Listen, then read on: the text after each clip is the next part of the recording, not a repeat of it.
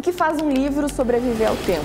O que separa os clássicos eternos daqueles que, mesmo brilhantes, acabam esquecidos nas prateleiras empoeiradas da história? Se eu te perguntasse sobre os grandes autores que moldaram a literatura mundial, você provavelmente vai pensar em Shakespeare, em Tolstói, em Dickens, Victor Hugo, mas e Walter Scott? Pois é, talvez esse nome não te cause tanto impacto, mas deveria, porque Walter Scott é simplesmente considerado o pai de um gênero literário. Ele é considerado o pai do romance histórico. Então, se hoje você lê livros como Os Três Mosqueteiros, Guerra e Paz, O Conde de Monte Cristo ou qualquer outro que mistura ficção e realidade, saiba que Walter Scott estava lá antes de todo mundo. E o livro que consolidou esse gênero foi justamente Ivanhoe, publicado em 1819, e é sobre ele que a gente vai falar hoje.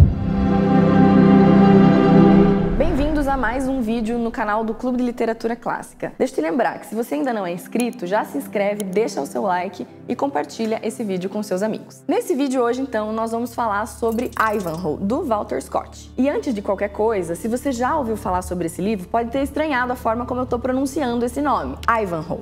Bom, deixa eu te explicar. Essa é a pronúncia original, de acordo com a fonética da língua inglesa, e é a fonética que o clube optou por usar, tanto que não tem aqui o acento agudo. Mas aqui no Brasil, quando o livro foi traduzido pela primeira vez, acabou se popularizando a pronúncia aportuguesada, que seria Ivanhoe. Mas independentemente de como você prefira chamar, Ivanhoe ou Ivanhoe, o que importa aqui nesse vídeo é o seguinte. Walter Scott foi um dos autores mais importantes da literatura ocidental, porque ele praticamente inventou um gênero literário, que é o romance histórico. Então, assim, qualquer coisa que você procure saber sobre o autor, você com certeza vai dar de cara com essa informação. Walter Scott é o pai do romance histórico. E por que é importante que a gente comece esse vídeo falando sobre isso? Bom, para quem não lembra ou não conhece, o Walter Scott, ele era escocês, ele nasceu em 1771, ele foi advogado, poeta, romancista e, sobretudo, um grande apaixonado pela história do seu país. Até Scott aparecer, a literatura histórica era algo bem diferente do que a gente conhece hoje. Ou você tinha relatos formais e frios, escritos por historiadores mesmo, ou você tinha histórias completamente fantasiosas, sem uma preocupação real com os fatos. O Scott pegou esses dois mundos e juntou isso de um jeito inédito. Ele criou histórias ficcionais e mergulhou elas dentro de um contexto histórico preciso e bem pesquisado. Então esse é o grande legado que ele deixa, por isso que ele é chamado de pai do romance histórico. E por conta disso tudo, ele faz algo que também é muito importante. Ele coloca a Escócia, que é o seu país de origem,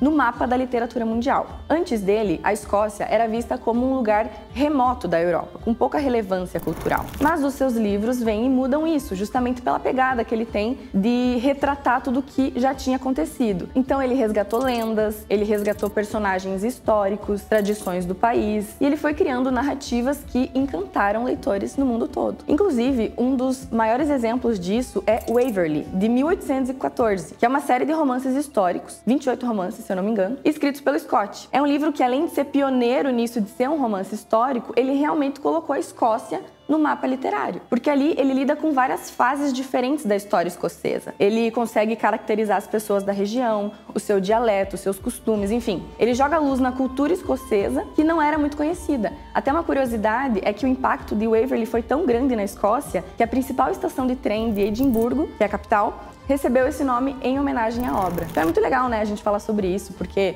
não é tão simples um terminal rodoviário ser batizado com o nome de um livro. Então eu vi isso e eu quis trazer para vocês entenderem também a importância que isso tem, especialmente pelo conteúdo que tem ali no livro que ele escreve. Fato é que se hoje você lê livros como Guerra e Paz, de Tolstói, ou qualquer outro que tenha elementos de realidade misturados com ficção, saiba que Walter Scott estava lá antes de todo mundo. E o que ele faz exatamente em Ivanhoe? Primeira coisa, Ivanhoe foi publicado em 1819 e, diferente de Waverley, a história aqui se passa na Inglaterra medieval, lá no século XII, durante o reinado do Ricardo Coração de Leão. O que ele faz aqui? Ele pega exatamente o momento de transição em que os normandos, descendentes dos vikings que haviam conquistado a Inglaterra, esse momento que eles estavam consolidando o seu domínio sobre os saxões, que eram os habitantes originais do país. Então o Scott retrata essa divisão aqui de uma forma bem marcante. Basicamente, os normandos falam francês e controlam os castelos e as instituições de poder, enquanto os saxões vivem à sombra dessa conquista, ressentidos ali, falando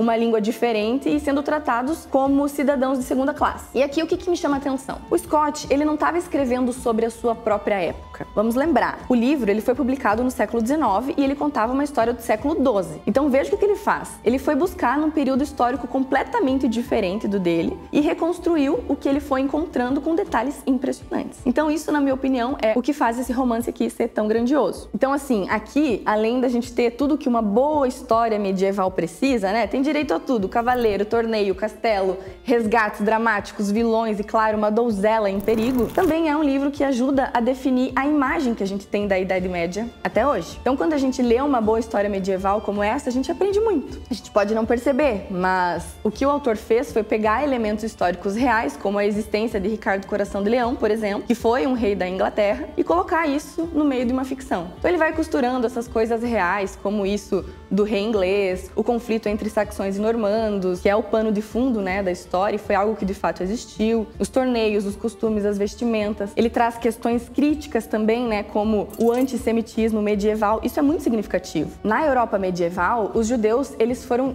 fortemente discriminados. E isso tem aqui na história de Ivanhoe, porque tem uma personagem chamada Rebecca, que é uma das personagens mais fascinantes do livro. Ela é retratada como uma mulher, assim, virtuosa, corajosa, inteligente, mas também é denunciado o preconceito que ela sofria. Então veja, o Scott não apenas inclui personagens judeus na história, mas também usa a narrativa para mostrar a forma como eles eram tratados. Algo muito avançado para um autor do século XIX, né? Então, resumindo, Walter Scott usava a história real como pano de fundo para suas tramas, mas ele não se prendia a ela de uma maneira rígida, né? Ele teve uma autenticidade, uma criatividade, uma liberdade de romantizar eventos, criar personagens memoráveis, como Robin Hood, né? Que dizem que é a primeira vez que essa figura vai aparecer aí na história, que seria em Ivanhoe, ou pelo menos a partir dessa história que ele realmente fica conhecido. Então é como se a história real fosse o cenário da história, mas não uma limitação, sabe como? Eu gosto muito disso, porque no final das contas ele não só populariza o período medieval, porque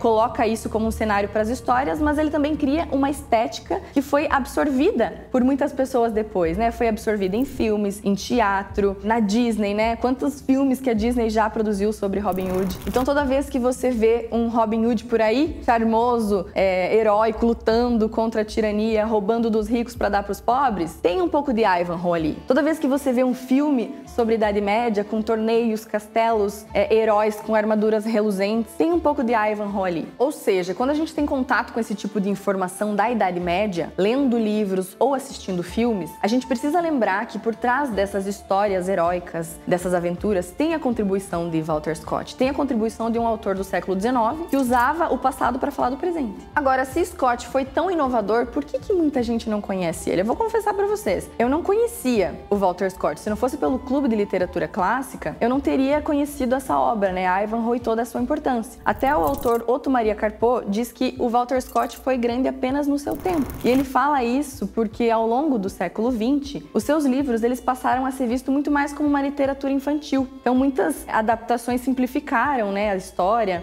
Por exemplo, colocaram Ivanhoe como se fosse uma espécie de conto de fadas medieval, inclusive ignorando a crítica profunda que existe ali, né? Mas isso não foi algo necessariamente ruim, né? O próprio Carpo fala que, graças ao sucesso do Scott, as mulheres da época puderam finalmente ler romances sem que eles fossem considerados livros imorais. Então tem aí esse significado no século XX. De todo modo, depois de tanto falar sobre ele, vocês perceberam que Ivanhoe é muito mais do que uma história de aventura, né? É, na verdade, uma forma de enxergar e interpretar a história através da literatura. Então, a minha conclusão acaba sendo a seguinte: se existe um livro que merece voltar para as mãos dos leitores brasileiros, esse livro é Ivanhoe. E se você ainda não conhece, não deixe de conferir a edição especial feita pelo Clube de Literatura Clássica, que, ainda bem, resolveu devolver Ivanhoe ao lugar que ele merece na literatura. Agora me conta aqui nos comentários, você já leu essa história? Já tinha ouvido falar em Walter Scott? Deixa aqui nos comentários e vamos continuar essa conversa. Boa leitura e até a próxima!